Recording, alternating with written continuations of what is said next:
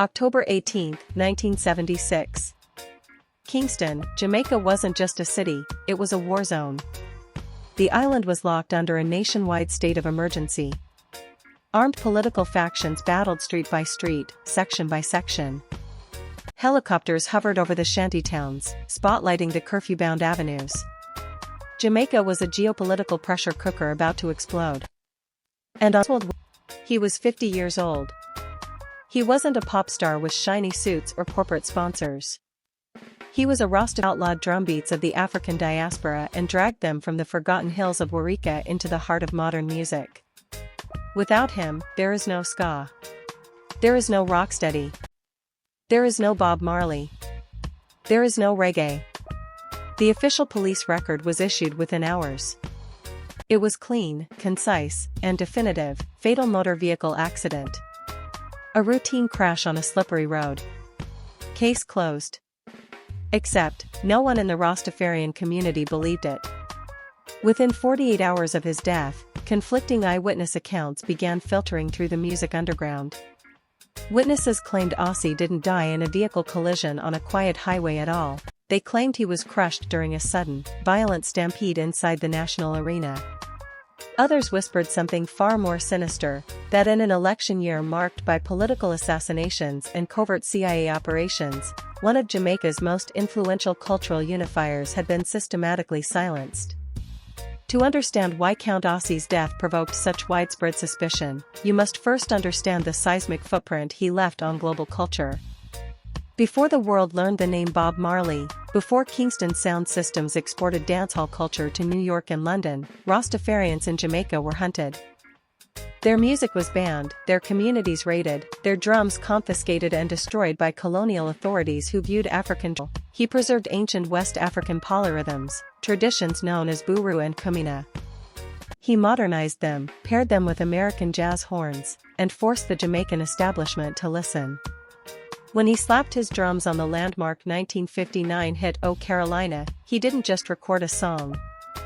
He laid down the foundational rhythm of ska.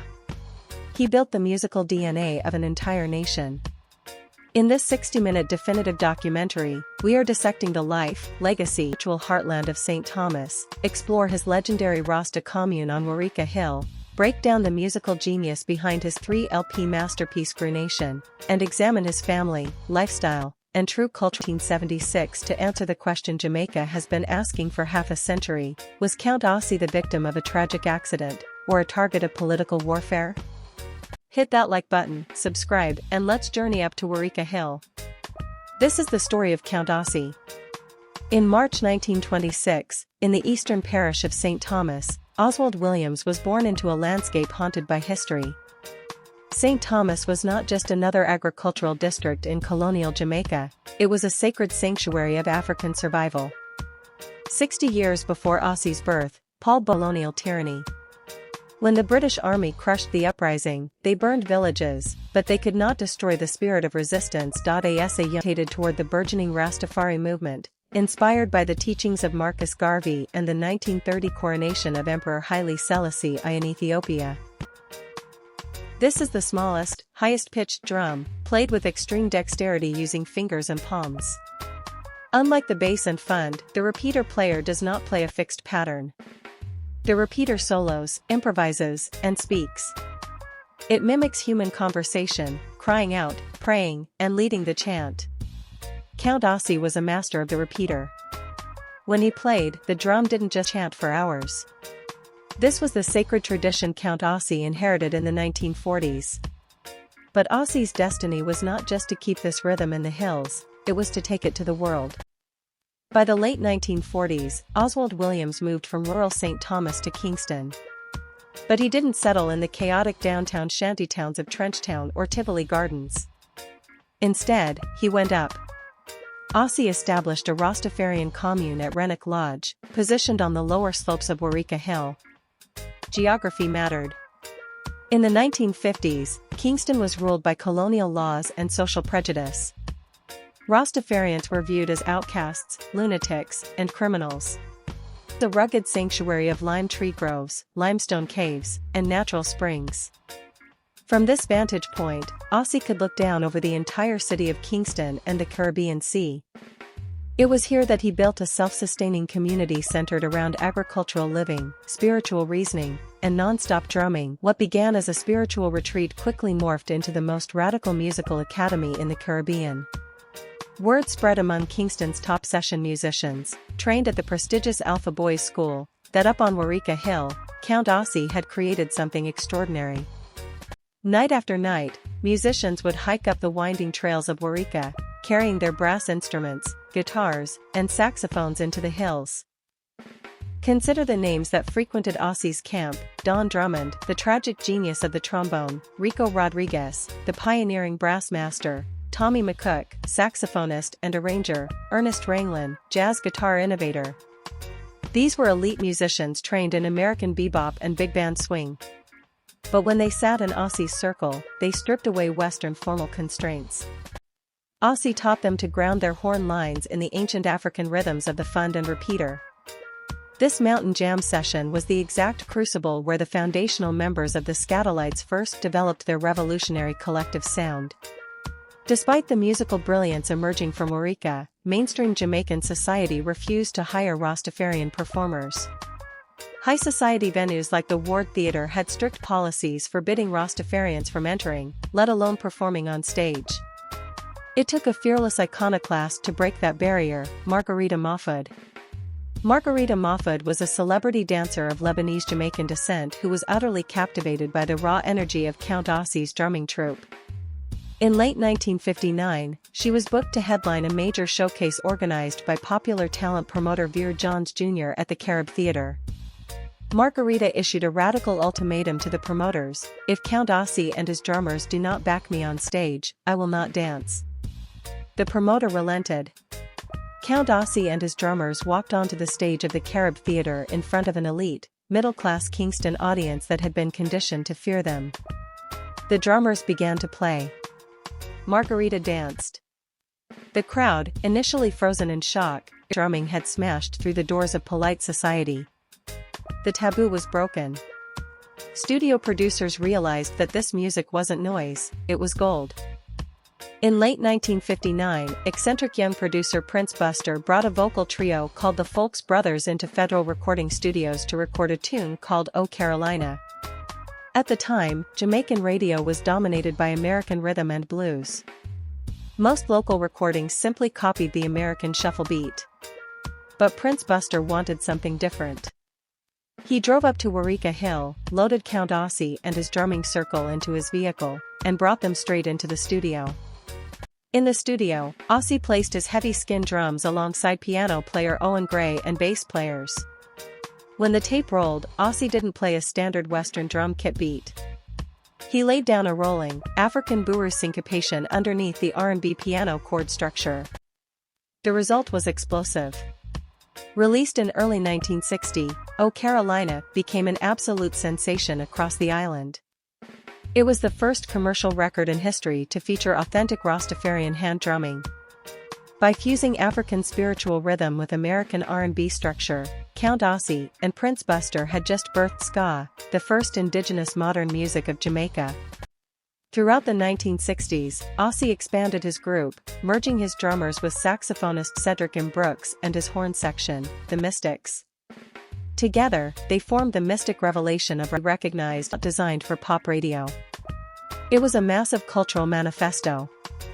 The centerpiece of the album was the title track, Grounation, a third as a cultural ambassador. When foreign journalists, Ossie had proven that the drum, the very instrument colonial authorities tried to destroy, was the most powerful tool for cultural liberation Jamaica had ever produced. October 18, the official story presented to the press was simple.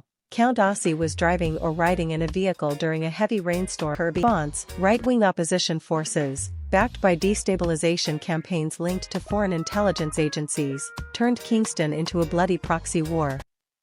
Political militias armed with high-powered forensic proof of assassination has ever been produced by official state archives. Within the oral tradition of Jamaican music, Count Ossie's death remains one of the most agonizing unsolved mysteries of the Golden Era.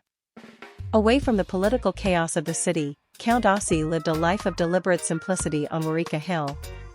Ossie was a strict practitioner of ital living, the Rastafarian philosophy of natural, unprocessed, plant-based nutrition designed to enhance spiritual clarity and longevity. Visitors to his Wareika home didn't find luxury vehicles or gated walls. They found open wooden structures, communal kitchens where food cooked over open wood fires without added salt, and an environment of perpetual music making. Ossie operated as a spiritual patriarch. Anyone, whether a homeless youth from West Kingston, a world-famous jazz musician, or a foreign researcher, could walk up Wareika Hill and sit in his circle, provided they came with respect and an open heart. When we discuss the net worth of early Jamaican music pioneers, we must confront a harsh economic reality. During the 1950s, 60s, and 70s, the Jamaican recording industry was infamous for financial exploitation. Studio producers routinely bought song rights for flat one-time fees, paying musicians small cash sums for single recording sessions while retaining all master copyrights and publishing royalties for themselves. Because of these systemic practices, Count Ossie did not leave behind multi-million-dollar bank accounts or sprawling luxury estates. He lived modestly, and his financial estate was small. However, if you measure his net worth by cultural intellectual property, Count Ossie was one of the wealthiest men in modern music history. His drum arrangements have been sampled, re-recorded, and interpolated in thousands of ska, rocksteady, reggae, dub, dancehall, and hip-hop tracks across the globe. His rhythmic signature built an industry that generates hundreds of millions of dollars annually today. Following his tragic death in 1976, Count Ossie's biological family and his musical brothers refused to let his sound vanish. His sons and disciples maintained the drum retreat at Wareika Hill. Under the leadership of members like Brother Samuel Clayton, Ras Michael, and continuing generations of percussionists, the mystic Revelation of Rastafari continued to tour globally, performing at major world music festivals across Europe, Asia, and the Americas. In the decades since his passing, Jamaica has officially recognized Count Oswald Williams as a national cultural treasure. Statues, memorial concerts, academic studies, and museum exhibitions across Kingston now honor the man who was once harassed by police simply for carrying a goatskin drum up a mountain. Count Ossie proved that a rhythm cannot be buried. He took drum patterns that survived the transatlantic slave trade, preserved them in the isolated hills of St. Thomas and Wareika, and fused them into the heart of global pop culture. Without Count Ossie's courage at the Carib Theatre, there is no public stage for Rastafari. Without his studio session on O Carolina, there is no ska. Without his sanctuary on Wareika Hill, the Scatolites would never have formed, and the world might never have heard the sound of reggae. What do you think really happened on the night of October 18, 1976? Was Count Ossie's death a tragic road accident, or was it a lost chapter of Jamaica's political turmoil? Let us know your thoughts in the comments below. If you found value in this deep dive into music history, hit the like button, subscribe to the channel, and turn on notifications for more untold stories of music pioneers.